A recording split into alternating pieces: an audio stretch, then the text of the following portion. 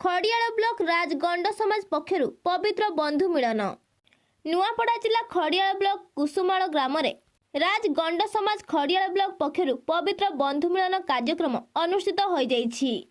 एही कार्यक्रम जिला आदिवासी कल्याण संघ सभापति घासीराम माझी मुख्य अतिथि भाव में योगदान देइथिबा बेले सम्मानित अतिथि भाव में जिला गंड समाज सभापति दिव्य सिंह माझी, पूर्वतन जिला गंड समाज सभापति प्रसन्न माझी, खड़ियाल ब्लॉक गंड समाज सभापति करुणा शंकर माझी, बड़ेन ब्लॉक गंड समाज सभापति मझिया माझी, खड़ियाल गंड समाज संपादक मोहित माझी,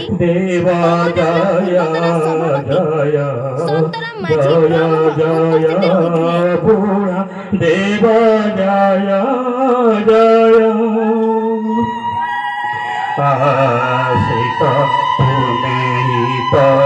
प्रभु जगत करता तुम्हें ही तो प्रभु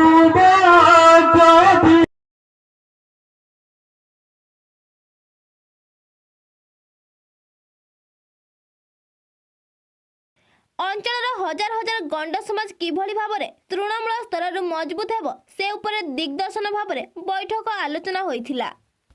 खड़ियाल ब्लॉक नूतन भाव में जीएसयू संघ गठन करा जाइथिला।